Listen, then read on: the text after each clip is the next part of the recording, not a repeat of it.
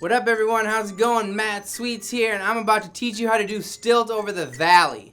Now stilt is a really difficult trick, and over the valley is even that much more difficult, but it is very, very cool feeling when you're able to land it. So we're going to use my V13 Sweezy Dama, and we're going to do stilt over the valley. In case you didn't know, you're going to want to know how to do regular stilt and inward stilt. Also, bird over the valley is a helpful trick to know how to do because it gets the feeling of going from one bird to the other. So, for this trick, I think you know stilt. So, stilt, we're going to get it up into stilt, okay? Now, here is where the whole trick happens. When we need to get to this other stilt, the best way to do it is by throwing this Ken as perfectly straight up as we can.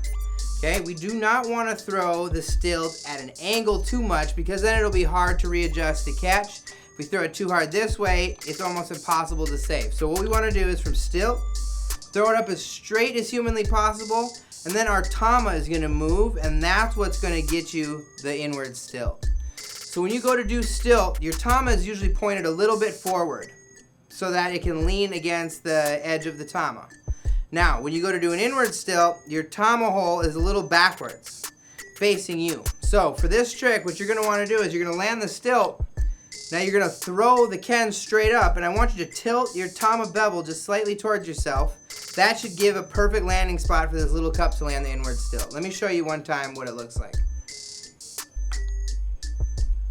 So I threw it up pretty straight. If not, I threw it a little bit back towards myself to get that inward stilt perfect.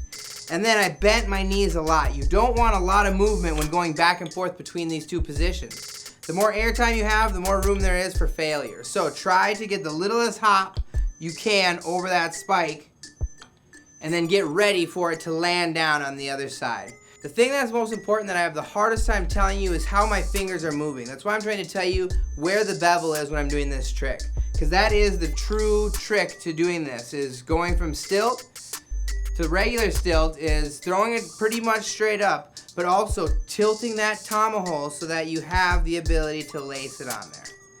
It's one of those tricks that takes a little bit of practice. Work on your stilts. Work on your inward stilt so you know what it feels like to get it to land in that position, because that is very, very crucial.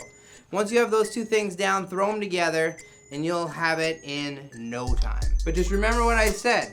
Throw it as straight up as you can. Keep the littlest amount of movement is what's going to get you this trick in the very end. And then my favorite way out of it is to down spike.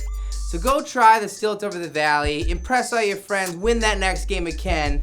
You got this. As always, subscribe to the channel, give us a like, and comment any other trick you want to see. Peace out, everyone.